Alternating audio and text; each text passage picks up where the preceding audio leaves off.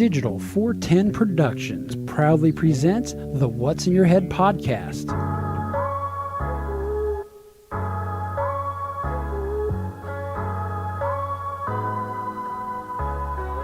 Digitized live from your company name here. Studios in Cape Coral, Florida. It's the What's in Your Head podcast with your hosts Gordon and Don Abernathy. What's up, what's up, what's up, OG5? I hope the mother effers can hear me. Holy shit, the studio's on fire almost, I think. It's been one of those days. Thank you so much, We don't need no water. At this point, I wish I would have got like a palm tree or something. I shouldn't have put the hurricane shutter on this room. I could have got a nice palm tree through the window and wiped out all my equipment and got it replaced. That would have been fucking nice. After we were thinking it was all the salt water because of your scenery, which is I'm on the opposite side of the same tree apparently. Yeah, apparently. You know, we did. Hey, at least I'm not shorter than you this time. You know, we did have 16 days during Ian plus 18 days worth of Irma where we had no electricity and humidity and all that crap. And just anyhow, I just want to You want to go fishing, don't you? I just want to jump off a fucking bridge. How are you guys doing? Better than you, apparently. Yeah, really. Actually, I did have a Please. historical Gordon meltdown at work last week. It's like, tell me any of your problems. Yeah, please. Go ahead and talk while I load up the TikTok question of the week that I recorded but didn't have a chance to load into the system because, you know, computer failure and everything else. And I got loud and I got evidently threatening. I got written up, which is quite embarrassing. Especially your age. Yeah, well, I'm going sir. through some Get your shit shit right together. Well, that's the problem. I'm trying to get my shit together, but my body doesn't want to cooperate. And it's, as we know, it was no secret I was on TRT. Well, I have to be off of it now. And I was told that I seemed oddly aggressive the last several months. And told them what was going on and said, yep, I nailed it. So, I said, well, now I'm on a downward slope. So I literally, after I had that blow up, texted Katina and said, I just had the mother of all mood swings. You know, and not cool. If I don't lose my job, I'll be lucky. Just get some bonbons and a blanket and go home. Oh, fuck, dude. It was, yeah. Yep. It's one of those, yeah.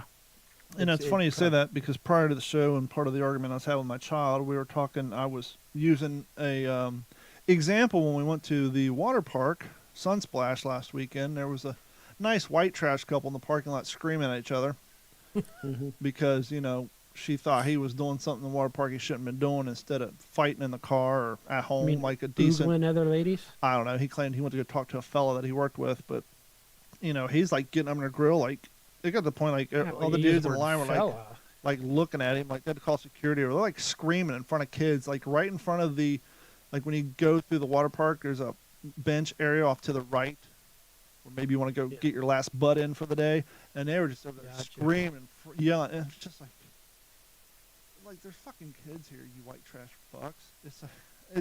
And I was explaining to her as example. I said, do those look like adults or do they look like a bunch of white trash? I said, that's not the way adults act in public. You got to control. And it isn't. And I was very unprofessional myself. I don't know what happened. It was weird, but it was not cool. And you know, I'm making some apologies. I'm actually gonna have a meeting on later this week to do that because you got to go down to HR, do you? What's that? You got to go down to HR, do you? Well, the HR is our management staff or officers, so you know. But yeah, it just kind of snapped into maybe. Sometimes we don't, and this is, I think, a lesson for all of us. Sometimes we don't realize how we're coming off to other people. Mm-hmm. You know, we try to do the best we can, and sometimes there's extenuating circumstances where, you know, it's kind of like the old thing when somebody who's always had a problem with their attitude says, well, I'm doing better, and it's like, we're not allowed to make that judgment on ourselves because or about ourselves because we only see from within. We're not seeing from the external side of us. Yeah, I mean, unless you work good. This was actually a good lesson for me, a very hard one, a very humbling one. But at the end of the day, I'm going to embrace it and use it to make myself better and make sure that never happens again. You know,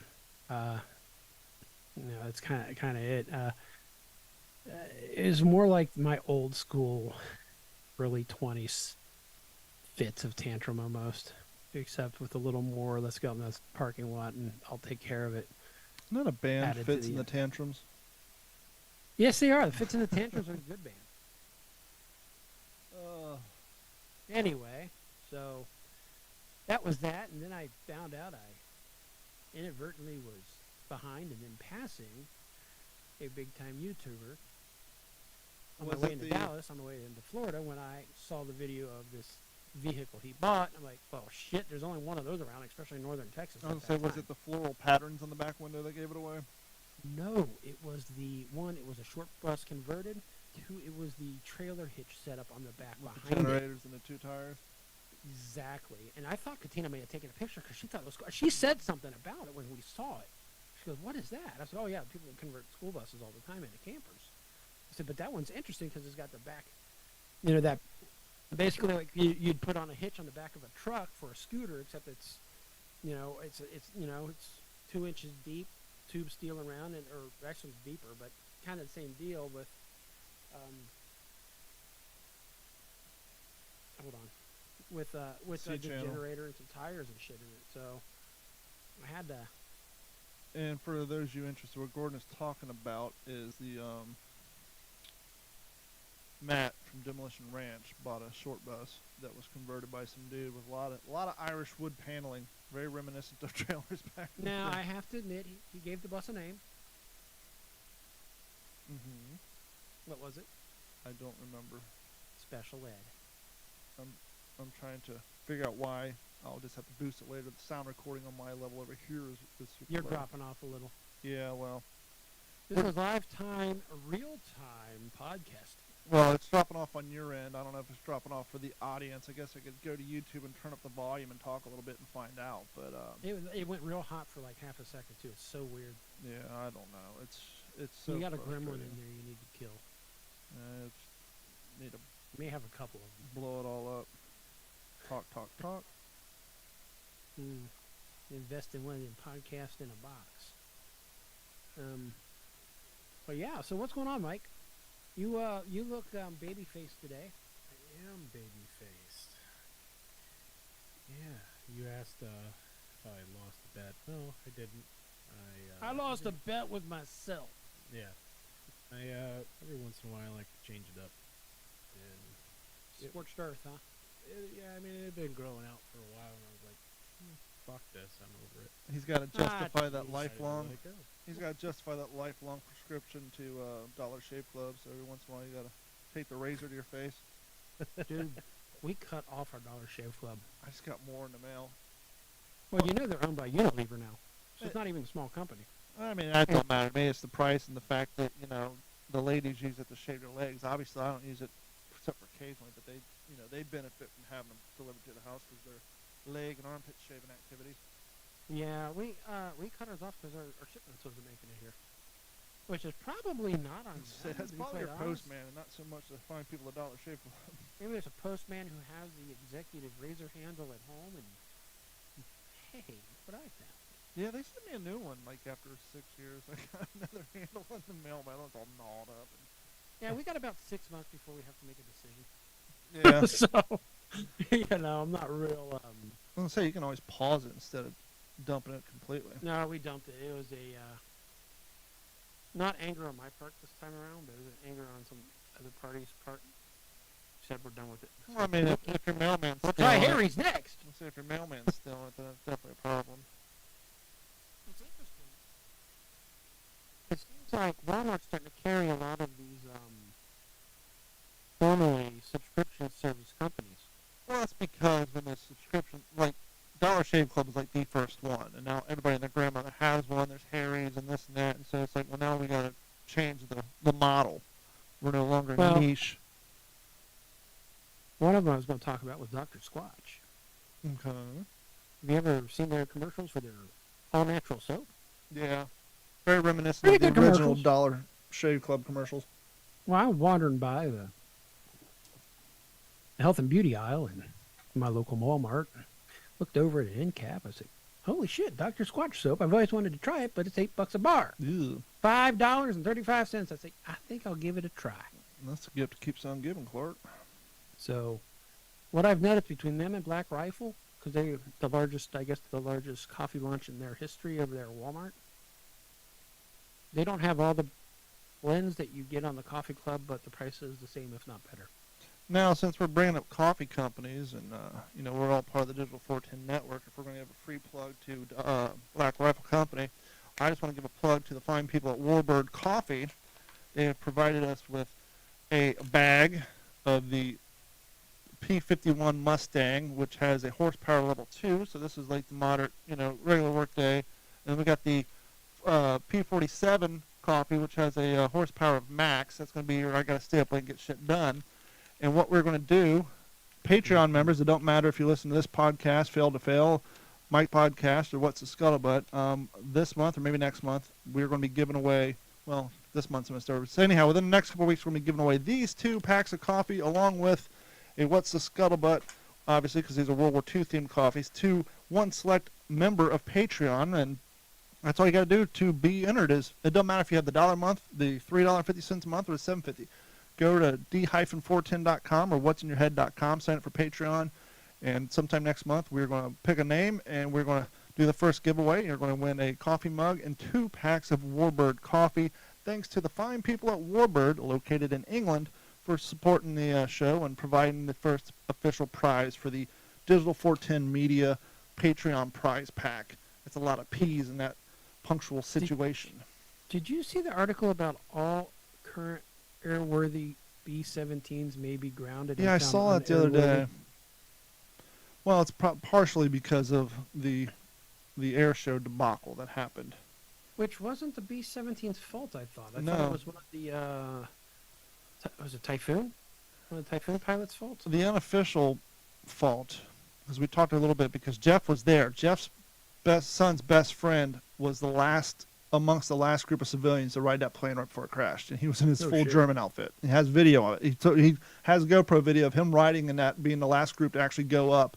They landed, cleared all civilians out. The show started. They went up and the thing crashed. Is this one you've seen in person before? Possibly. I can't remember. I've seen so many of them. The unofficial, scuttlebutt amongst the people in the community, I didn't know this, and we have been to a lot of air shows. Those recreations, while they're going on, that's actually being directed in real time by the flight control officer in the tower. Yeah. He says, okay, P-47, start your maneuver. Okay, B-17, start your maneuver. But looking at not blaming him, some people are, but looking at the video, to me, the way it wasn't a P-47, I forget what it was. It was a less... Was it it's probably called a Typhoon, but... It was a lesser known to the general public. Nomenclature, but yeah. It looked to me like it suffered mechanical failure because the thing just kind of made a beeline, made no effort to move, and just literally cut the thing in half like you see in movies. You've seen those movies where like a German plane or P-47 gets shot down and it just cuts the rear end off that. That's exactly it. Literally cut the tail end off that thing and it just plummeted to the earth. I mean, and a lot of people who've not seen aircraft like that, those things really are tin cans. Oh, absolutely. They are literally tin cans. I wish I had my podcast about 15 years ago. One of my clients was deaf because he was a pilot, and those things had no insulation. And he was telling me he was always yelling at his landscapers for not wearing air protection when they're running their weed eaters. He's like, they don't understand. He said, but I'm at the time he's like 85. He said, I'm almost completely deaf because I was flying planes in World War II and they had no insulation. It was just there.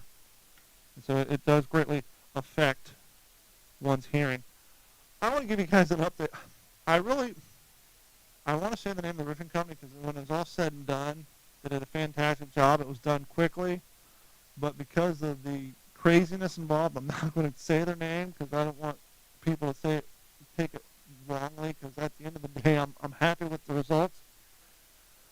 But this just goes with the long line of insane things we deal with when it comes to service, people doing their jobs, and just the weird shit that I've been dealing with when it comes to commercial environments.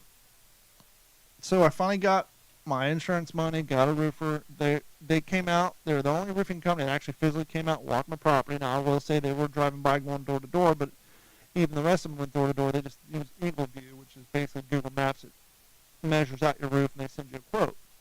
Right. And he's the owner who actually walked the property, visually inspected, and he gave me 2 quotes, one with gutters and one without gutters. Obviously, I want to go without gutters because I don't want to pay for gutters. It was an extra $2,000 just for the front. I only have gutters in the front of my house. There's an extra like $2,500 on the overall build charge. And so I got kind of excited when I saw my neighbor's house get done. They didn't take the gutters out. Now, he told me, well, you have what's called stake-through gutters, which is exactly as it sounds. You have a gutter and you just drive a stake all the way through from the front through the inside to the back into the heading of your system.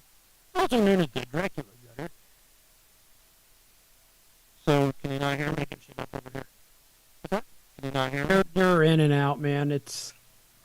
Well, let's just suffer through it because now you're on. The You're audio. perfect. Just suffer through it because it affects YouTube, but the downloadable format, people hear it just fine because it's being recorded locally. So, on the YouTube video, I'm sorry if the audio sucks. I'll try to overlay it with. But anyhow, back to the story. Now you're in full time. Oh fuck yeah! So anyhow, they came out on Friday or last Wednesday. They put the construction dumpster in my driveway. Oh, it's a big ass trailer, but essentially acted as a construction dumpster. They came out that was on Tuesday. They came out, shoveled all the shingles off, put down the new tar paper. It rained the next day, and then they took a day off so it would dry out. And then they came out, and Carrie came home. The shingles were up. The old gutters were still on. I'm like, sweet, saved $2,500. And she sent me a picture of something weird on top of my roof. I'm like, what the? She's like, what is that? I'm like, it looks like a vent. She's like, I wasn't there before. And I'm looking at my YouTube video that I posted when our shingles flew off. And I was like, yeah, I wasn't there before. So I called the roofing company to give me some credit. You know, the thing is, you got to be watching out for scammers and hurricanes and general contractors and people get scammed, you know. And there was nothing. Always check the contractors board. Is Florida the same way as Nevada, where you could go in, you could check the contractors board by checking their license status? Yeah, so I looked at the quote, and there was nothing in there for a extra vent. Mm-hmm. And I couldn't quite tell from the photo because it looked like maybe they left maybe it was just extra supply. They weren't completely done. So I sent them a photo. I say, hey, what's this? That's a roof vent. Airs out your attic. I said, I know what a roof vent is, but wasn't there before, and no one asked me to approve it. And he came back, fucking super honest, super professional. He said, look, your house had rafter vents or ridge vents. He said, but the shape of your roof and the size of your house, your ridge vents were not enough to properly cool your house. They were not adequate. They weren't adequate, large enough to cool the attic space in your house. We went ahead and put the roof vents in, no additional cost. It's already built into the cost. Your attic will cool properly, i.e. my house will cool properly. And cool, good to go. Not a problem. Your uncle. Fantastic, great work. They Thanks, come, Bob. Monday morning comes, knock on the door at 5:30 in the morning. Dogs barking. What the fuck's going on? I was parked out in the yard. Carrie was parked at the end of the driveway in front of the dumpster. Well, they came at 5:30 in the morning to get the trailer. And it's raining out. So I put on some shorts. I run out in the rain. I hop in the rental Nissan Altima, back it out in the driveway. And I'm like, there's no reason for me to get out, run in the rain, come out, move the car back up. So when she goes to work, she don't have to walk around. I'm just going to sit in the car, wait for this guy to back up, hook up this trailer, and get the fuck out of here. After all, this guy clearly does this every day. How long could this possibly take? Well, let me just say, somebody whose job it is to pick up and drop off trailers, he pulled that truck in and out my driveway 8 times before he's finally ready to get that hitch hooked up. You must have just hired him. Maybe just got moved up from roofing to the delivery guy. The occasional boater, I understand, but somebody who's dropping and picking off trailers, part of their job, there should be a little more. Hey, man, everybody's got to start somewhere. So he finally pulled off. I pulled in, good to go. That was Monday. Come home Tuesday, come home Monday afternoon. All the tools, everything's gone. No, other than the sign in my yard, no signs of.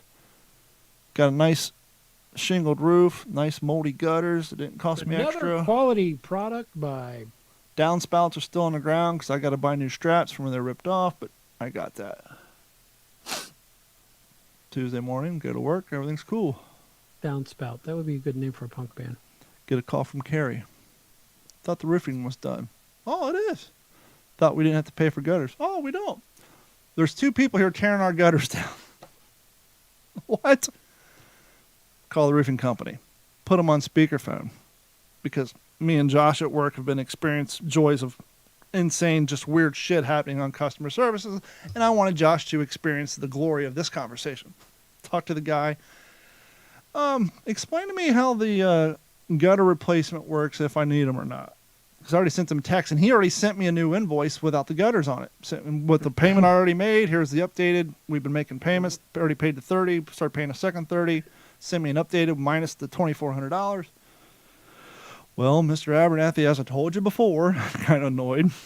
But there's a point to this. We come, take off the shingles, take off the tar paper, inspect the drip ledge. If there's any damage, any rot, we have to replace the drip ledge, which tucks down behind the gutter. So in that case, the gutters have to come off. You have stake-through gutters. When you take gutters off, they're essentially glorified beer cans. Once you take them off, they don't go back up. They get wrinkled. They create, obviously not a big deal. Mm-hmm. Put the new drip ledge on. Put on the shingles. Put up the new gutter. Job's done. I said, okay, cool. My shingles have been up since Friday. You guys picked up your construction dumpster. Job's done. Absolutely. And I feel bad for this part, but I couldn't help it. I said, well, then why the fuck do I got two guys on my house tearing my gutters down? He's like, what? I said, yeah, I just got a call from the house. There's two guys at my house tearing the gutters down. So he calls back, said it was a scheduling issue. Don't worry about it. It ain't going to cost you any issue. We'll pay for it. I said, well, the good news is for you guys, I only have gutters on the front, so you're not eating the entire house reguttering cost. And he made a comment about me cussing at him. Oh, boy. He said, I don't appreciate you cussing at me. And I said, well, to be fair, I didn't cuss at you. Dude, you work in construction and contracting. That's kind of day in, day out. I said, to be fair, I didn't cuss at you. I used the F word in our conversation about two guys at my fucking house tearing my gutters down. And he said something along, well, it's been happening a lot lately. I'm just tired of it. So I apologize. I sent him a text y'all message. Need to get your shit together. Well, that's why I told Josh I got the phone. So if other people are cussing at you, maybe you need to get your crew's heads out of their asses. But so I got nice shingles, looked great. Got upgraded to some roof gutter vents, and then my attic cools appropriately, and got mystery new gutter. So all in all, when it's all said and done, everything worked out fine. But why do we lose money on these jobs? But it's just why are we like losing money on these jobs. It's just like one of these weird things. And now, so I built 50% into this job because of the situation out there, and I'm still losing money. So fast forward to today, Gordon. You write up quotes. You order shit. I don't order shit, thank God, but I do write up quotes. You have a guy who orders shit. Yes, we do. When I get quotes and I look for parts, I have a procedure I go through, and that is remove the check mark from fucking the back order and remove the check mark from refurbished. I want brand new computers that are in fucking stock. Got somebody a quote about a month ago on 3/17/2023. I ordered a nice Surface Pro laptop. Got an email 8 or 9 days later, said it was on back order. Well, that sucks. Let me know when it comes in. I get an email. 52 weeks, sir. I get an email this morning. Good news is the Surface Pro's in. Great. Bad news is your wholesale cost was $1,200. It's now $1,500. Oh, yeah. What's it got to do with me? I already paid for this thing. It's called inflation, sir. Apparently, I didn't pay for it. Quote's only good for 10 days. Well, I paid for it. I went online and ordered it, put in my credit card number, and as far as I knew, I paid for this fucking laptop that was on back order. PO's been cut, payment's been issued. No, the order was put on hold because it wasn't in stock. That price was based off of a manufacturer discount, and now they want the extra $300 for the fucking thing. You all get to eat it. Rob just pulled the whole order. Well, so I said that, and I was told they were going to look into something, and then I had another issue with the same vendor, a bigger issue. I don't know how this happens. You guys have business networks. Business networks have firewalls on them. These firewalls include software, licensing, other services, extended warranties, a yada. That asshole that breaks into my yada. computer from the other side at the most inconvenient time of my day. We have a customer. It's one of the biggest customers in a particular, one of the biggest chain of type medical offices in the entire state of Florida. They have 43 devices. Mm-hmm. Took 3 months, got him a quote to renew the services on all 43 of these devices that came to a grand total of about $32,000. Ordered it. processed the order, rolled out the order. Somehow, the people at the vendor who put the order for this particular brand through a department that handles this brand, I don't know, because it's such a large order and there's 43 serial numbers that has to be put into this order and activated. If they had my serial numbers on a word pad and someone else's serial numbers on another word pad, somehow one of my devices got left off and a different one was put on. Now, this wasn't a difference in serial numbers between somebody hit a 2 instead of a 3. The last 6 octets were completely fucking different. So now, basically, my client paid a couple of grand to activate someone else's shit. And so I'm trying to figure out, so hey, they fucked up their copy and paste, did they? This has got to get fixed. So I put in a request for a manager. Okay, we'll have somebody call you back shortly. They're on a sales meeting. Fantastic. Now, rewind 3 weeks ago. My boss was at a MSP brainstorming convention in Orlando and met a manager for this particular vendor. I'm going to use a different name because we want to, not call him out. We're going to use the name of Frank Richardson. This guy's name's Frank Richardson, and Jeff, my boss, emailed me, said, hey, I met this guy named Frank Richardson. Email him this debacle with the serial numbers. He said he'll get down to it. 2 days later, he said he's looking into it. Haven't heard anything since. So my boss puts a phone call into Frank Richardson, says, hey, give me a call. We need to look into this. 10 minutes later, the phone rings. Josh answers, says, hey, person from this vendor's on. Frank Richardson, or Frank's on the phone. So Joe, hey, Richardson, Mr. Richardson, how's it going? That's Richards. What? Yeah, it's Mr. Richards. Oh, I'm sorry. Sorry, Frank. No, it's Franklin. Huh? Okay. So you know what this call's about? I have no idea. Long story short, there's a manager at this company named Frank Richardson, and they have a new employee that they had call us whose name is Franklin Richards. And I explained to him, I said, one of y'all are going to have to start going by your middle name. Yeah. I said, so your name's Franklin Man, Frank Richards? is short for Franklin anyway, so come on. So he called, he said, well, my name's Franklin Richards. I said, you're not Frank Richardson? No, last name's Richards. I said, well, there's somebody there by name. He's like, well, there is a supervisor here by the name of Frank Richards, but I'm Franklin Richardson. It's like, so anyhow, it's like, how weird is fucking that? Right. And so now I'm waiting for Franklin Richards to get a hold of Franklin Richardson to get this thing sorted out. It's like, between the roofing company, this, and the other crazy crap that I talked about last week or the week before with commerce problems, it's like, what in the hell is going on in the world with commerce problems? It's just like, can I just get something done? No, it's not allowed anymore. And by the way, when you come back to me and say the whole serial debacle, I need to file an RMA, the fuck I do. Your Department A who sent the job to Department B, you need to sort that out between yourselves. Y'all need to fix it. That's not my deal. I didn't order something to return it. You guys fucked up your copy and paste on a serial number, so sort that out yourselves. But that's some of the craziness I'm going through. So I think last week Gordon and I talked about cars and whatnots, and we were talking about how some of the electric car companies, I think it was Nissan, was telling people don't buy EVs for the E, but buy it for the V, i.e. meaning because the truth's coming out about how much environmental impact it takes to create electronic vehicles. So now Nissan's getting smart and saying, well, we're not going to be able to sell the environmental aspect, but we can sell the performance aspect. Hey, Don. Mm-hmm. Do you like the power that comes out of that V8 burning all those dead dinosaurs? Mm-hmm. Well, you ought to see the power you can get out of this electric car that's killed a lot of slaves in the Congo for its batteries. Yeah, fucking child labor. It's more power. Well, exactly. Well, I saw this video on TikTok today that came out of like some Chicago state Congress meeting or something. It's a bunch of Chicagoan or Illinoisan-based politicians. It's I was surprised to see because it sounds like to me somebody in Illinois has some brains behind them. No, and now for the What's in Your Head podcast TikTok lesson of the week. Each electric vehicle battery just so we're clear on the scale of the issue, each electric vehicle battery for a heavy-duty truck weighs 8,000 pounds, and you need at least 2 of them. So we're talking the weight of 4 or 5 cars. And my friends and peers in the industry nationwide who have tried to make efforts to put in, say, hey, I'm going to convert a dozen forklifts to electric, or I want to tee up a facility for 30 electric trucks. there's no power. The utilities come back, the cities come back and say, is this some kind of joke? One friend tried to put in Illinois a facility, tee it up for 30 trucks electrification. The city came back and said, this is some kind of joke. You're asking for more draw than the entire city requires. And just to give you an idea, 30, 50 trucks, that's like a 5-6 megawatt application. The factory that makes the trucks is a 2 megawatt factory.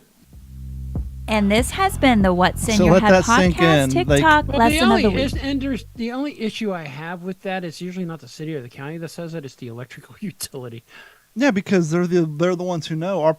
But they're private; they're not public. But it's just crazy to me that we grew up in a time where we thought our politicians knew what the fuck they're talking about, but clearly nowadays they don't. And It's all about the message and the narrative of the day. Facts be damn. We will have to ignore those inconvenient truths. Oh, that's odd. How It's a that's weird turned slogan. around. I think it was originally going to be called Brick in a Toilet. Dead children, not enough electricity. What are you going to do with all those batteries when they go bad? It costs about $30,000 to replace a battery on a Tesla. But the fact that you have... That's why I'm glad. Hold on. Toyota's pushing the hydrogen car, and they're actually going to have it back out on the market. Nice. It's just Super crazy. Toyota. We hear, California, oh, we need to be all electric by 2035 and this and that. And then you hear, well, in order to have a fleet of 30 big rigs that are battery operated, you need more power to charge them than you actually do the entire facility that they're parked at. How about take care of your streets and your road infrastructure and the homeless problem and the vets who aren't getting taken care of and all the other myriad of disasters you've got, but you want to blame it on somebody else. Or take that money... We just need more taxes. Take that money, energy, working. and time and hop on a boat or a plane, fly to the other side of the world, and convince some of these other third worlds just to implement the stuff that we already had in the past that has already showed a little bit of a change, because overall we're like the size of a fucking postage stamp compared to the China rest and of the India, world. you need to be on the same page as at least us, and then you'll start seeing some real impact. Well, that's what I was saying. Oh, wait. We're all going to be throwing nuclear weapons at each other in about 2 years. Well, that's like or we were less. saying back when we had the Ain't gonna BP matter. oil spill during Obama administration. Remember that? The oil rig spill? So Was what? Oh, yeah, they made a movie uh, about it. It was the one in the Gulf. Was that BP? Yeah. So, I want to say Event Horizon, but that's another movie. So you had the about a, BP oil rig spill, Yep. and to make the environmentalists happy, Obama pulled all the Wait a second. ocean drilling permits for American-based companies. Wait, Don. Can I ask you a question? Mm-hmm. I'm just a dumb electrician over here. Mm-hmm. But it was an environmental disaster with stuff that was pulled out of the soil that went into the water. Yeah, we don't talk about that. But what we also don't talk about So there's is, dead dinosaurs in the water now. but what we also don't talk about is maybe second to only Germany or freaking Holland when it comes to environmental standards.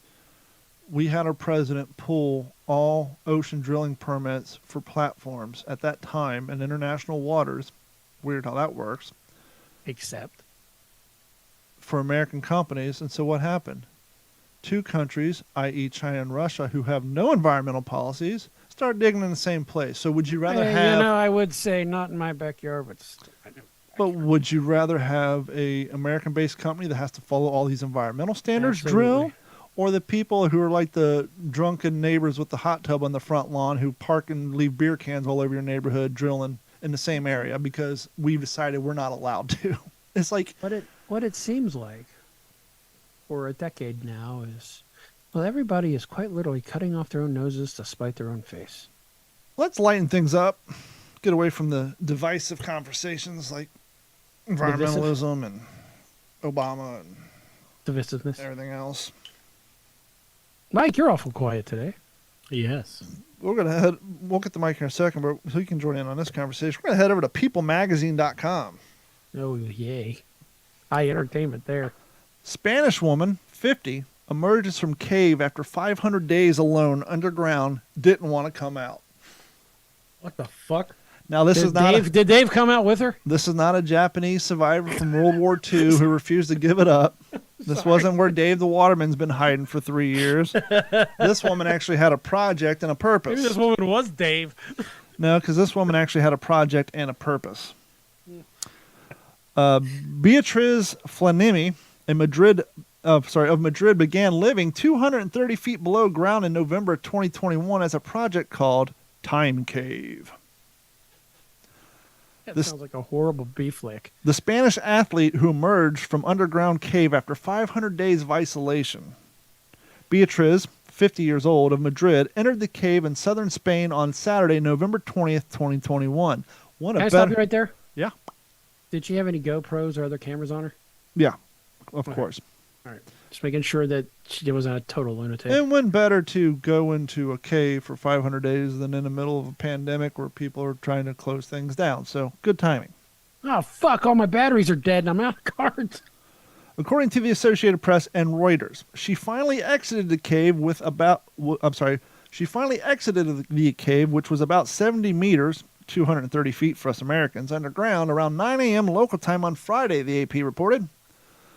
Flamini said she passed the time by exercising, reading books, drawing, painting, and knitting, per the reports.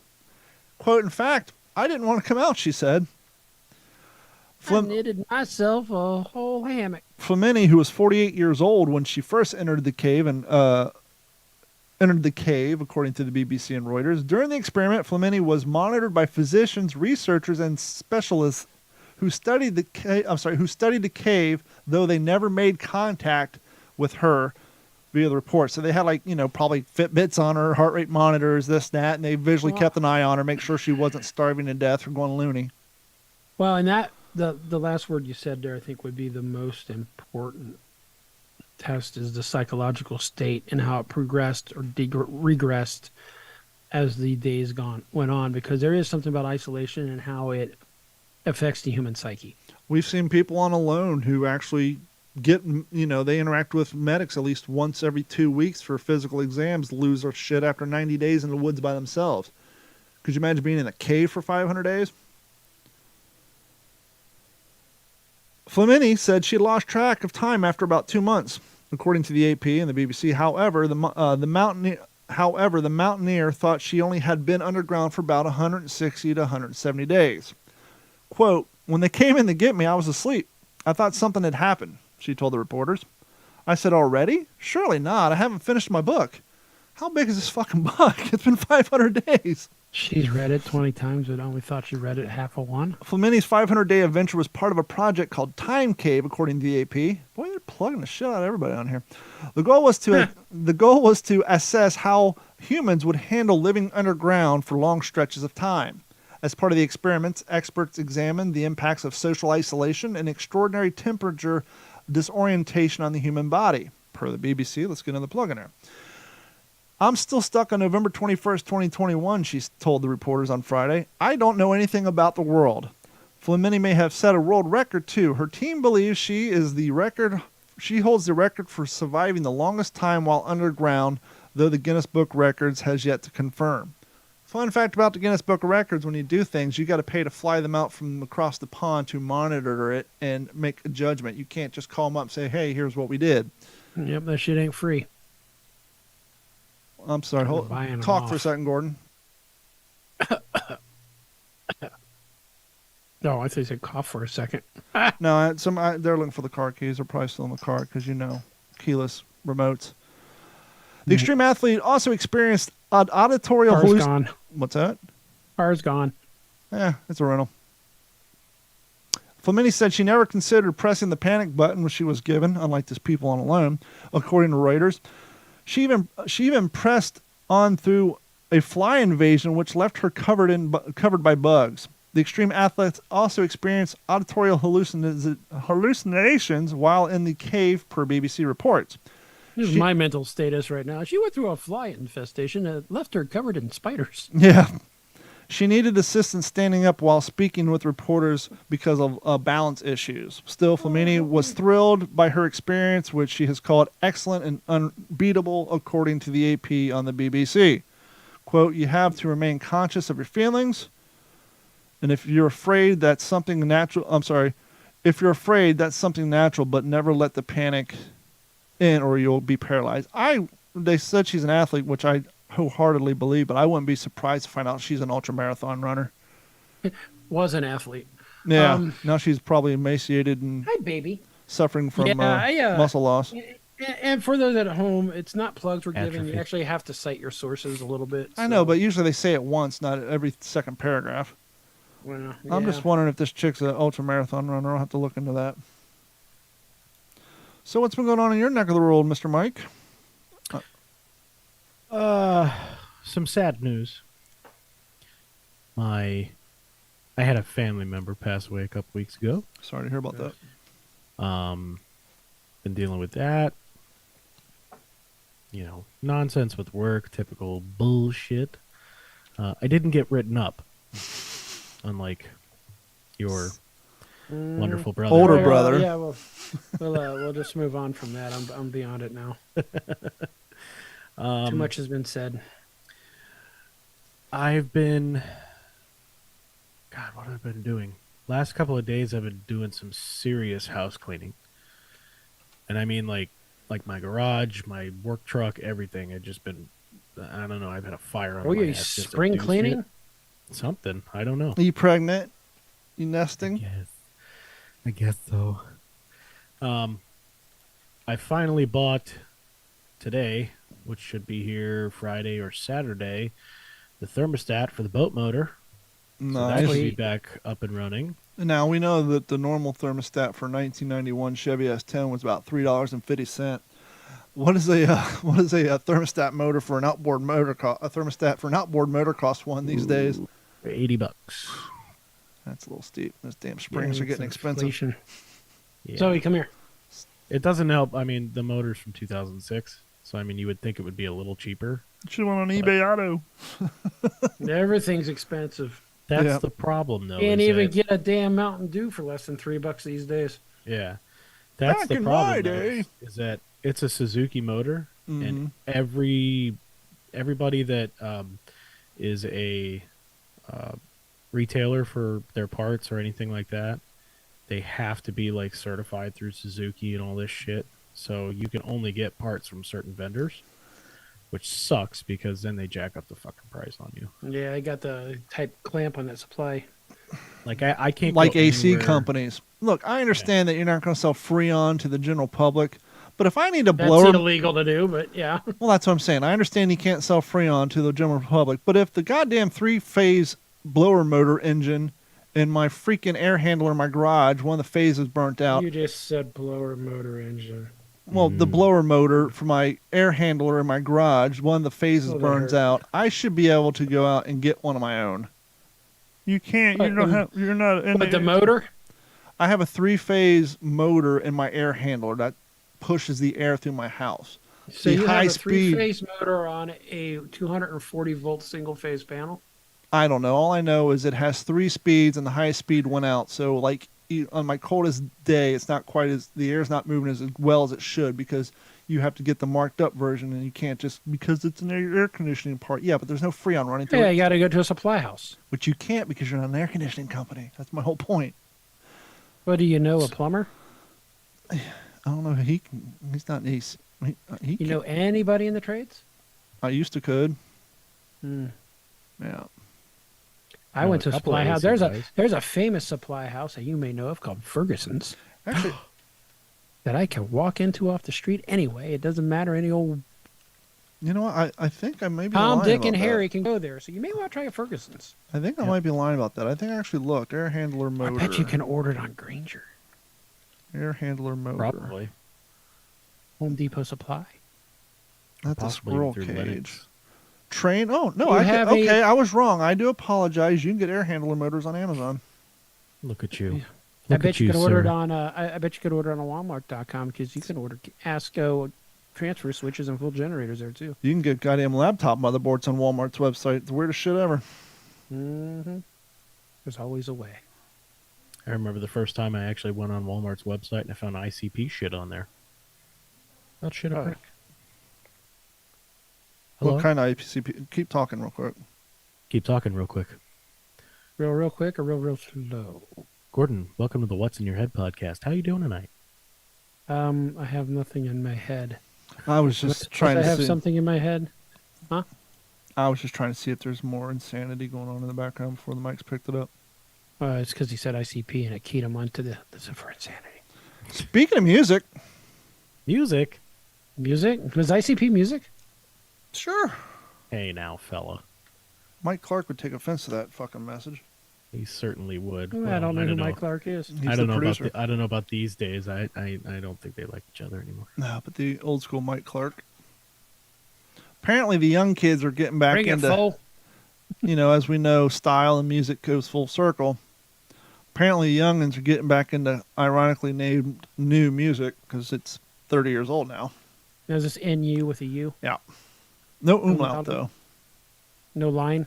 Maybe the people over at loudersound.com didn't have a German keyboard.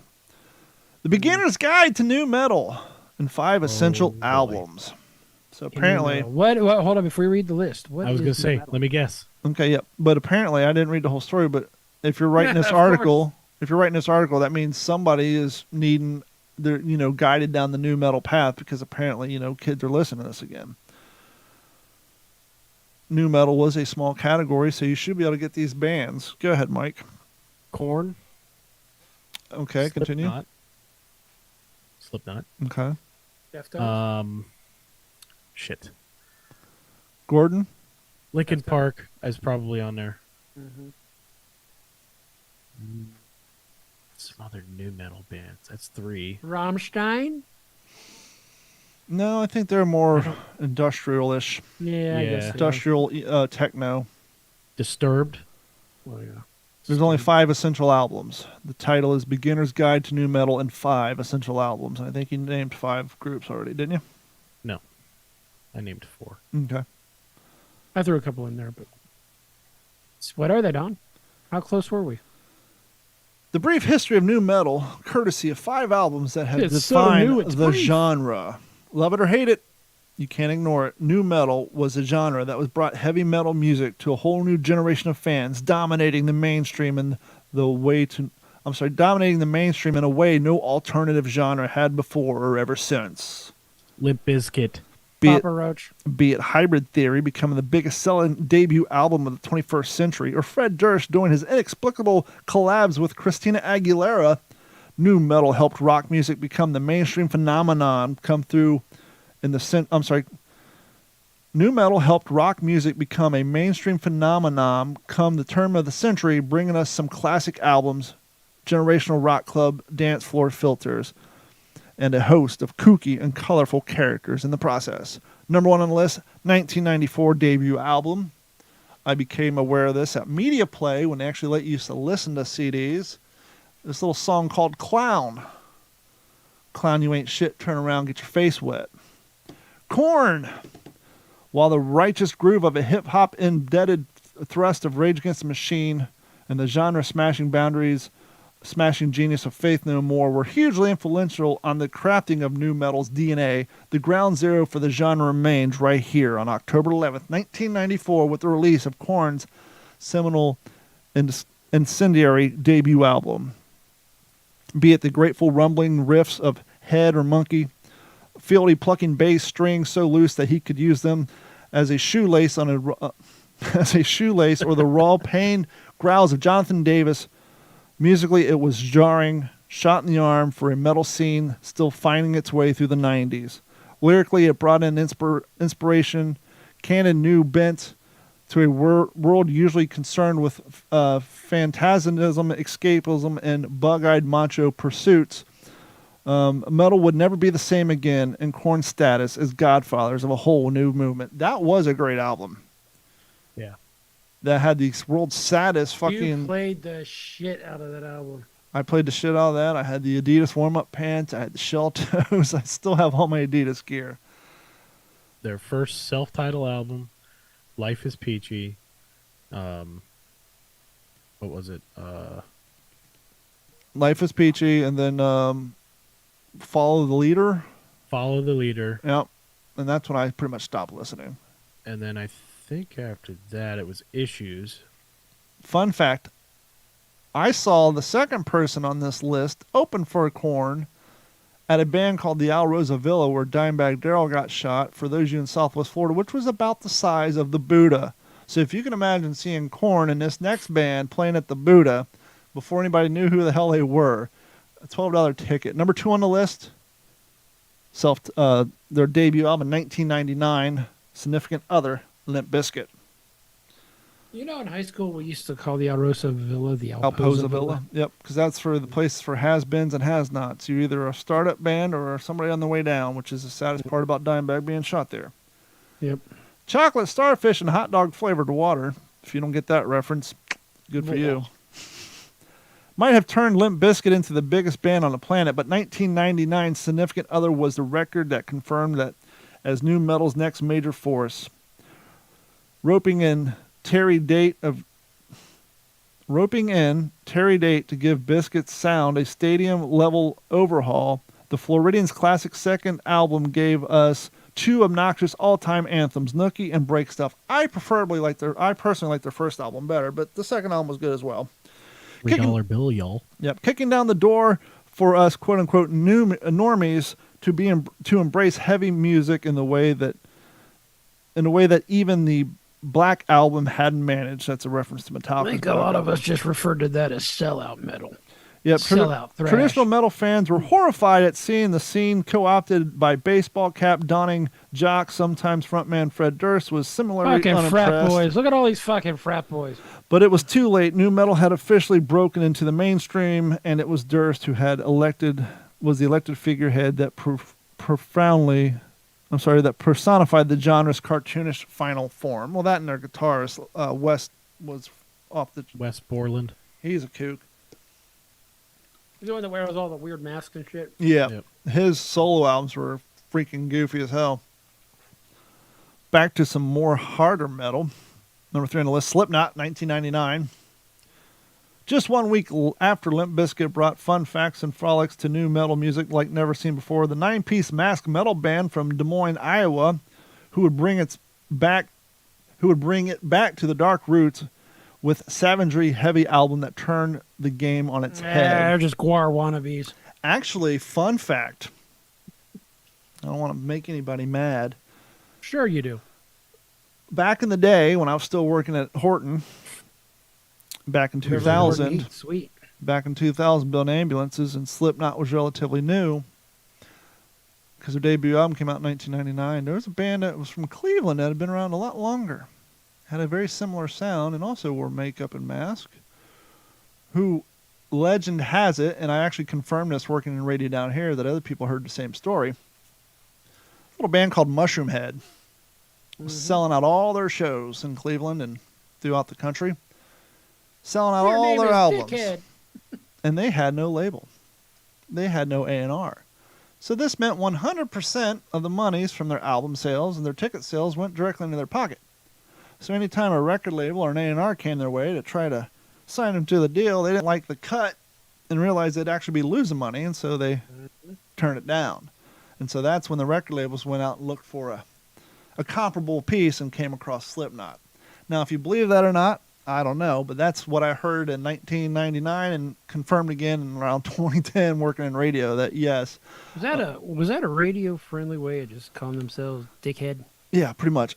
Mushroom Head is a lot harder than Slipknot. Not the type of music that I would bump around my car.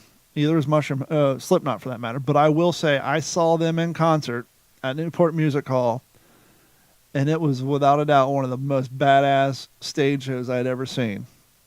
And I've talked to other people who've seen Mushroom Head, and they would confirm. Real quick, just go down the list. 2000, Deftones. They give credit to White Pony. Once again, their debut album was way better, the one with the booger sucker on the front.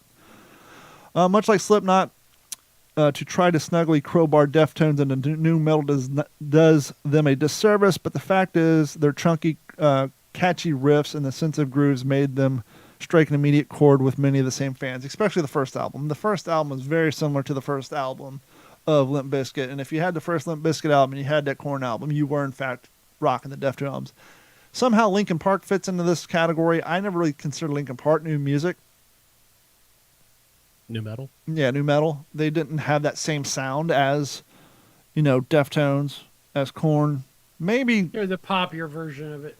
I think it honestly was more of like the genre bending type of shit. Yeah, it says where Korn were the nu metal introverts and Deftones were the cynical darlings, Linkin Park was the band that became the scene's single biggest and most impactful graduates. that stats around Hybrid Theory are dazzling. 3 million copies sold, literal billions of streams on its names in the big era. Musically, the album remains the perfect 10, a seamless 38-minute hook-riddled anthemic millennial metal banger.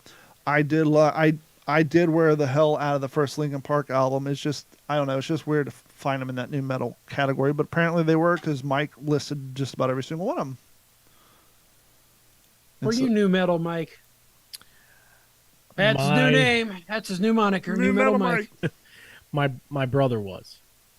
And because my brother's 8 years older than I am, I wanted to be like my brother, so it was a lot of just following in his footsteps, and Mudvayne, Slipknot, Korn, Linkin Park, Disturbed, and all that shit. So all that stuff was like right in my time in high school, and pop culture wise, out of high school by then. Top 40 radio music and top 40 radio hip hop was garbage, with the exception of like Biggie and Notorious B.I.G. I mean, Biggie and Tupac, but the rest of it was just garbage. And so at the time, I was listening to ICP, still listening to Dead Milkmen, listening to Pigface, Skinny Puppy, Ministry, and then those groups. That was my influence. And at that time, I wasn't in a band yet, but I was spending a lot of time at the aforementioned Al Rosa Villa, seeing my friend's band Ground War, who, ironically, Nick and his brother Pat now host one of the biggest true crimes podcasts in the world, called True Crime Garage. So if you guys listen to True Crime Garage, I actually went to high school with both those cats. And so I spent a lot of time there. And as you can imagine, as Limp Bizkit, Korn, Linkin Park, and all those guys were hitting it big, there were a lot of up-and-coming garage bands that were trying to replicate that sound. And so when you went to a live... Nice about Al Rosa Villa, you can go see a band on Wednesday night, Thursday night, Friday night, and they were usually all ages shows. So you're in high school, that's the place to go. And so you just saw and heard a lot of that music. And so it was very prevalent, and did a lot of skateboarding, and that's to Korn and Deftones and all that. So it was right up our alley. But you know who isn't new metal?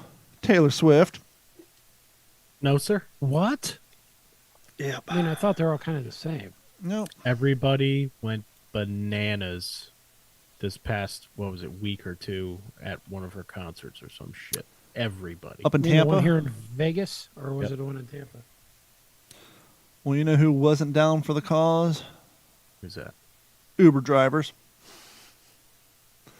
Dateline, Tampa, Florida. Ooh. One of the three biggest nights for Tampa Bay rideshare drivers Oh, they didn't get their surge pricing, did in they? a while, thanks to Taylor Swift. Uber drivers are turning off their ignitions and closing off their Uber signs and their driver apps. Quote, "We're the ones doing the driving." And they turn on the lift sign right below it. Quote, we're the ones doing the driving, said Lewis. We're the ones here late at night, busting our butts. How are you getting more than us?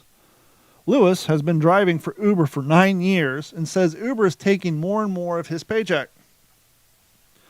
If you do rideshare to Sarasota, they're giving you $19 up to $38, he explained. We used to get $90 to $80. So he organized a strike. More than 100 rideshare drivers, that means Lyft, Uber, all of the above. The funniest thing in the world I can ever imagine, a bunch of 1099 employees striking. Rideshare drivers Basically, you're striking against yourself. gathered in a waiting lot near Tampa International Airport, about 2 miles from the Taylor Swift at Raymond James Stadium, and they all refused to do any pickups.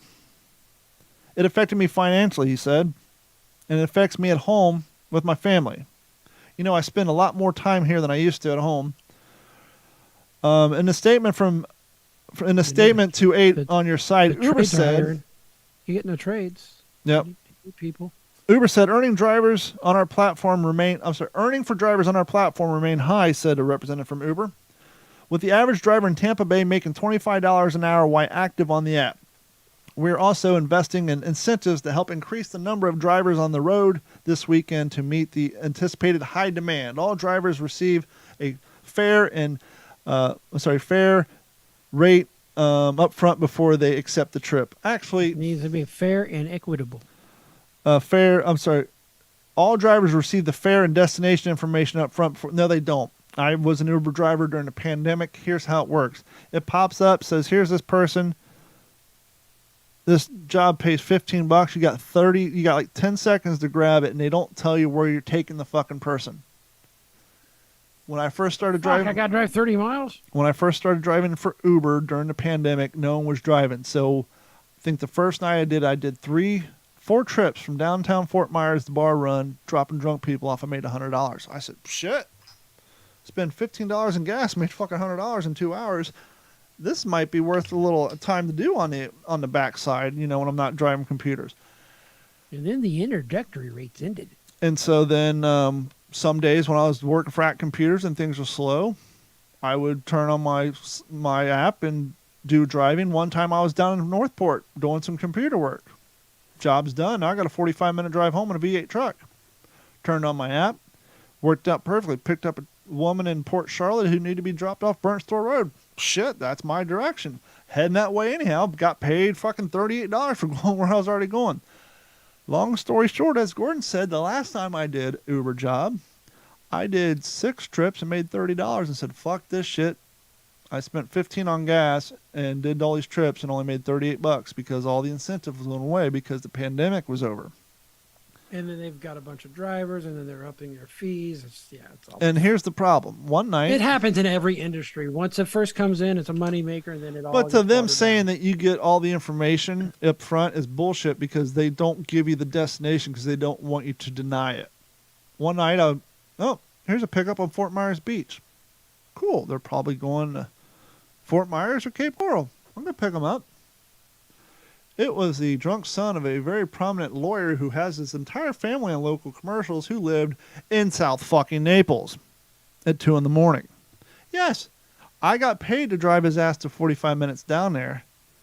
But at 2 a.m, at 2 a.m, how many return trips do you think I got to drive back to Cape Coral? I bet it None. looked like an egg. So after round trip, I basically made $10 after gas and time. And then another night, they had, hey, pick up 3 people in this area, make an extra $15 or $20, whatever it was. The area was in the bad side of town. That's fine. I'll go over there. Did 2, okay, in that area. Third job came in, Fort Myers Beach. I said, no, I want to pick up in this area. Got to get my third one. Hit no. They restarted my cycle. I lost credit for the previous 2 jobs. I said no to Fort Myers Beach because I didn't want to have to go drive somebody to fucking Bonita Springs. I want to stay in that area to do the driving. Picked up somebody one night at, the real shitty bar, LJ's or whatever, out in North Fort Myers. Picked up some people there, drunk as shit. They lived in San Carlos Park. Why you would drive, take an Uber 45 minutes to go to the world's worst country dive bar in the ass crack of North Fort Myers where even people around here don't want to go, I will never know. But as you can imagine, I lost my ass on that one too. So I just turned, I haven't driven since. It's been, but like this guy's saying, Uber saying, oh, we still pay, really? I'll tell you who's not getting paid, because every time I turn on YouTube, Pandora, or freaking Spotify, guess whose commercials I'm getting hit over the head with? Become a DoorDash driver. Clearly, they're hurting on drivers because they are spending an enormous amount of money on advertising. I literally cannot turn on YouTube, Pandora, or even Spotify without getting smacked over the head with Katina's a freaking tried door dashing, and it's garbage. DoorDash commercial. Yeah, so there's that too. But anyhow, Gordon, you about ready for the... Actually, Mike, do you have anything on your list before we get to the news? Didn't really do too much prep for this show, so... Yeah, me neither, but I still pulled it out of my ass. Nah, 'cause Don we're professionals here. filled most of the time, so we're good. Well, not yet. You got to do your news. I said most of the time. My news is short. Charlotte, North Kakalaki. Forget the stinger. No, Stinger's gone anyhow. A 13-year-old boy. Well, he had to be freed from a claw machine after he climbed inside. Cool. Why did you climb inside? How did he climb inside? More effective. Well, How skinny is we'll this get there. fella? Climbed inside hoping to, score a prize, according to an official at the North Carolina Amusement Park. Carowinds officials were alerted just before 2 p.m. on Sunday that the boy was inside the Cosmic XL bonus game, which contained plush prizes, according to Courtney M.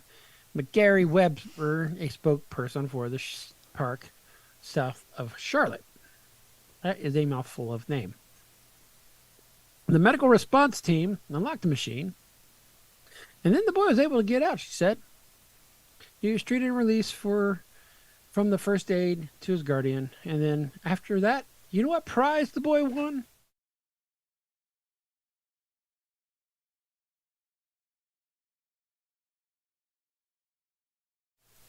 Getting himself. Sorry, the coffee fell over, landed on the other keyboard, and then knocked the OBS off of our Zoom. Well, now we know what's really going on with this board.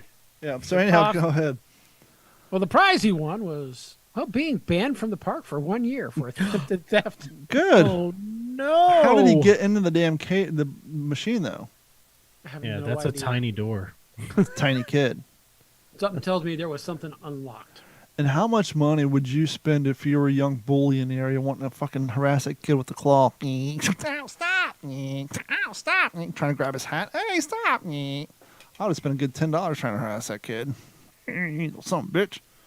Anchorage, Alaska, also coming in from the AP. There was a weird sight in the sky. Super There's some Balls. pictures of it out there. Northern Lights enthusiasts got a surprise mixed in with the green bands of light that were dancing in the saw Alaskan those. sky. A little What black was this, you may dot. ask?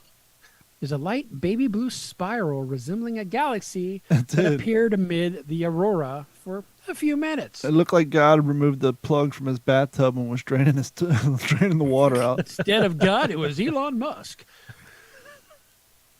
Some think he's an alien. Maybe that's what the gods actually were the aliens. The cause early Sunday morning was a little more than mundane than an alien invasion. Or was it?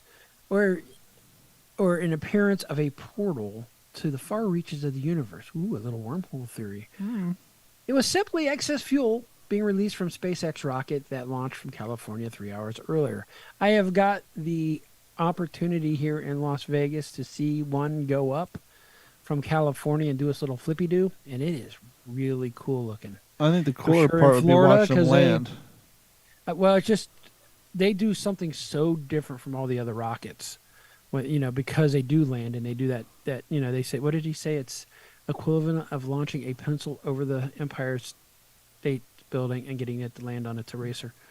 But Yeah. it's really cool stuff. So sometimes rockets have fuel that need to be jettisoned, according to space physicist Don Hampton, who is a research associate professor at the University of Alaska Fairbanks Geophysical Institute. Because why? You need a few more words. Because why? Because anywhere man goes, so does the pollution. We pollute our rivers, we pollute our planet. We're going to dump fuel into space to go along with all the other trash we have floating around with all the burnt out satellites. So what happens is when they're that high in altitude, the fuel turns into ice. And if it happens to be in sunlight where you're in the darkness on the ground, you'll see some sort of big cloud. And sometimes it's a little swirly. Yeah, that's a pretty cool photo. Yes, it was. Thinking he may have had some swirlies as a kid, so he's going to... I gotcha. Then there's coming out of Florida, kind of an interesting story. Actually, it's a town you're familiar with. Ooh, Real familiar with. Fort Myers. that's Mike's hometown. Hey, A convicted felon in Florida who appeared on social media posts holding a handgun was sentenced to 2.5 years in federal prison. One Terry Christopher Flurney, 23, was sentenced to Friday in Fort Myers federal court, according to the court records. He pled guilty in December to illegally possessing a firearm.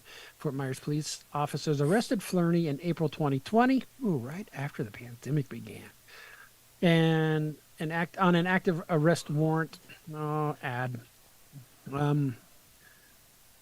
after he posted a video on Instagram, because why? People are stupid. Mm-hmm. The same day, prosecutors said Flurney posted another video on social media of himself pointing what appeared to be a Glock pistol at the camera. During Flurney's arrest, because, by God, you're going to kill a So, camera. for He those was- of you playing along at home, he didn't get arrested for posting a picture of himself with a firearm. He was a felon. He was a known possession of felon that the firearm. cops have a tendency to track social media pages of known felons and people who have a long rap sheet, possibly people they're looking for, and use that as evidence. Kind of like, excuse me, sir, your seatbelt's on. Ooh, do I smell marijuana? Get out of the car. Oh, look, I found crack. Yeah, that sort of thing. It's a digital version of probable cause. Stupid people do stupid things. And win stupid they prizes. win Absolutely. stupid prizes. And then I think I've got one more quickie here. Oh, shit. La da da, la da da, la da da. We already talked about that. And yeah, here you go. Where the fuck did it go? Sorry. I'm all over the place. I got that one, got that one, got that one. Well, I guess that was it. All right. I have Littlest Intruder coming on, also off of AP's Oddities. That's my Toddler nickname for my Crawls. penis. Littlest Intruder. Littlest intruder. Never know he's there. Just sneaks up on you. Surprise. Toddler crawls through. Now Real this is where it quick, gets because gross. I've already crossed the line. Yeah, especially as a toddler story. You ever so- hear something on back in the day on Xbox that just sticks with you? This is going to get us knocked off. Good thing we're at the end of the show.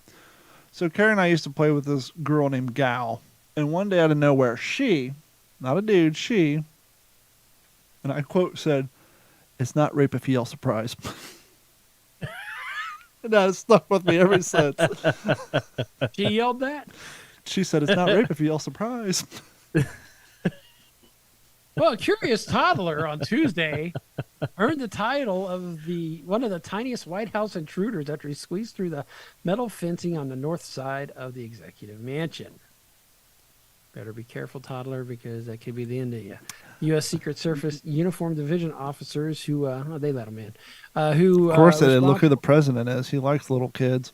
I got ice cream. I smell it. I want to take a bath. Uh, You did hear about like his daughter's diary, right? The I media don't know covered what's it up, true but and his fake. daughter That's like the problem. put out a book talking about how like he had showers with her until she was like at an awkward age. Yeah, we're definitely getting knocked off YouTube tonight. Yep.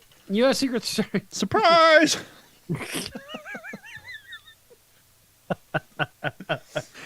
Anyway, this kid got in, they got him out, and that is it for the news. I am done. Real quick, when I came in to do my show prep and everything fell apart, I was going to do a YouTube, or not even YouTube, but a binge-worthy show of the week. If you're my age, even Gordon's age, you'll like it. It's called Yellow Jackets. It's on Showtime. Patina's been watching that, and I haven't. It's a mix between Alive, Island of the Flies, or whatever that old movie was. With the Lord of the Flies. Lord of the Flies, and Ozarks. It jumps between modern day time and 1996. The plot of the movie is there's a girls. Wait. Isn't 1996 modern day time? No, Oh, just like when we were in high school and Dazed and Confused came out. We're like, oh, this is 1970. Gordon, where were you in 1996? 1976. Graduated This 3 is a years long earlier. time ago. 1976. Well, that's what's cool about this movie. It 21. takes place my junior and senior year. So during all the throwback stuff, let me real quick. The whole theme of the movie is in 1996, this all-girls high school soccer team called the Yellow Jackets were going to state. One of the parents was a rich guy, had a private plane. Much like Alive, the plane crashes in the middle of fucking nowhere out in the mountains in New Hampshire or somewhere. And they don't reveal it until later, but they spend roughly about a year and a half living in some cabin in the woods and some crazy shit. But in the meantime, they're jumping to modern day where now they're all 47, 48 years old. One of them's running for Senate and all this. They start having flashbacks and crazy hijinks ensue. But it's a really cool show. But because it is a all-girl cast, and this is going to have a lot of young teenage girls, it's a whole lot of Tori Amos on this shit. So that's cool. Hearing Tori Amos, a lot of the 1990s throwback music. Carrie had to. Tori Amos got down on that piano bench. Yeah, She's a hell of a musician. I had a flashback. I had a trigger, something I hadn't thought of since 1996. I just paused it because Carrie had to get a drink or something. I look up, And I saw the girl had a shirt with a soccer ball on it, but her hair was down. And I didn't focus. She had on a co-ed naked soccer shirt. Made your day. I hadn't thought about because back then it was Big Johnson or co-ed naked. That co-ed naked swimming teams. Yeah, right before that it was No Fear. Yeah, and each one had little slogans like I think that one was co-ed. Hear this. They had co-ed naked pool, get felt on the table. They had little sexual innuendo slogans, and so that's all cancelable shit these days. It was just total flashback. Like, oh fuck, I had not thought about co-ed naked. And of course, I was googling it to show Josh its work co-ed naked shirts, and of course, all the Yellow Jacket stuff popped up because clearly young cats were trying to Google it. But yeah, complete flashback. But or they bought the rights to it. It's cool to see see more and more '90s stuff in the movies, and so. If you guys have the really big fucking Jenko jeans don't come back. Yeah. So if you guys have Paramount Plus or Showtime, just watch. It's 2 seasons. We just got started on episode 1 of season 2. So that's right. They're all the same network. Check out Yellow Jackets. It's pretty good, especially if you're my age and you want to get a little throwback to when you're in high school. And what's crazy about that movie, and I think there was another show I watched not too long ago. Well, Candy took place in the 80s. Actually, yeah. 80, 81. Yeah. It's funny thing about it now, when we were younger watching Dazed and Confused or anything, old movies, old 70s stuff. 70s stuff, Up in Smoke, all that, pot stuff.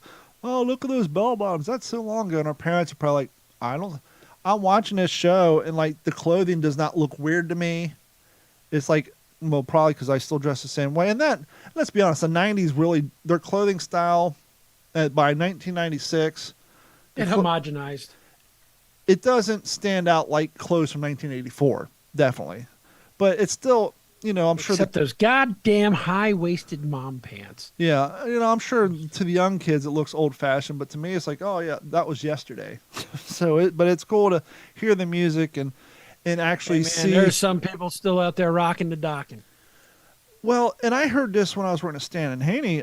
More and more, and we're seeing this come to fruition now. More and more movies are going to take place pre the advent of the proliferation of cell phones and the internet, because so many plots can be resolved by having a cell phone in your pocket. Get kidnapped? Okay, find my phone. I got Life 360. I got all this. I'm at home. There's a serial killer. Okay, I got 38 ways to communicate with the cops. And so my God, they destroyed her phone. So more and more of these movies are going to start take place in the 70s, 80s, and 90s before technology could destroy the plot and make it easy to resolve. The music was, I hate to say, even with the 80s, the music was just better back then. And if you have Freevee, I think it's on Freevee, Wu-Tang, The American Tale, that is a good show. Especially if you like Wu-Tang Clan. If you really want to... Were you into Wu-Tang, Mike? A little bit. I was going to ask you if you can name the original 10 first members. I know it's RZA, RZA, the Jizza, Old Dirty Bastard, Ghostface Killer, You God, Master Killer. Was it Method or Red? Method Man, who went on to act with Redman later. Shit, hold on. RZA, the Jizza, Ghostface Killer, Method Man, Old Dirty Bastard, You God, Master Killer, Kappa Don, and Raycon the Chef. You want to talk about a long time before you make money. When you're touring with a three-member band, it's hard enough making money off the bar. Could you imagine showing up to a bar wanting to get paid with 10 fucking people in your band? The Mighty Mighty Boss Tones. Mm-hmm. Perfect example. But what's crazy and what you learn about this is I think it was two guys who ended up being a member of this band were members of competing drug dealing groups, and one of them shot up the other one's house. So like in 18, he's shooting up his house and was killing his brothers and his mom, and 2 years later he's in a fucking band with him. Hey bro, you forgive me, we're all good now, right? It's like, wow. And I don't want to say, I can't, they haven't gotten to the part. There's nothing that brings people together better than music. They haven't gotten to the part in the series where they show who each one turns into be yet, where I'm watching it, so I don't want to speculate. I don't want to say it was Jizza shot at you God, but because they haven't obviously they're actors and you don't know who the hell they're. Obviously you know who Old Dirty Bastard is. You know who RZA is and Method Man. But when it gets some of the 6 through 10 members, you're not quite sure who the actor's portraying yet. So I'm not sure which ones. But that's a damn good series. And so, real quick, I finally learned when I worked at Stan Haney. Mark always, whenever Wu-Tang came up, Mark always made fun of Old Dirty Bastard when he interrupted the Emmys talking about how Wu-Tang is for the children. Someone won an award and kind of like Kanye West did to Taylor Swift 30 years later. Old Dirty Bastard got up there and said, well, we should have won, Wu-Tang's for the kids. And so the joke is now Wu-Tang's for the children. I found out why he did that. 4 days prior to that award ceremony, Old Dirty Bastard was in his recording studio in Brooklyn. And there was a car accident out front where a Mustang rolled after being hit and pinned a 5-year-old kid underneath it. And Old Dirty Bastard went out there and organized the spectators to lift the car up, not pull it out because you'll fuck the kid up, to lift the car out, got the kid out, and then Old Dirty Bastard, the kid didn't know, spent the next 4 days at the hospital with that kid to make sure he survived. And so that's why when he was at the music award for it, drunk as hell, he interrupted and talking about how Wu-Tang is for the kids because he just spent 4 days at the hospital with a kid who got pinned underneath a Mustang and during a car accident. Wow. So if you ever hear people make, Wu-Tang's for the kids, and that's not saying it was right, but that's where his mind was. I just spent 4 days, taking care of a strange kid, and we came to win this award. So that's where the whole Wu-Tang is for the children from Old Dirty Bastard, Big Baby Jesus, rest in peace. But that's going to do it for this episode of the What's in Your Head podcast. We want to thank each and every one of you for hanging out with us tonight through the crappy audio. Hopefully you're go and download this on iTunes at what'sinyourhead.com, Google Podcasts, Spotify, and where anywhere fine podcasts are found. But for myself, Gordon, and Mike, we will talk to you all next Wednesday. This has been a Digital 410 production.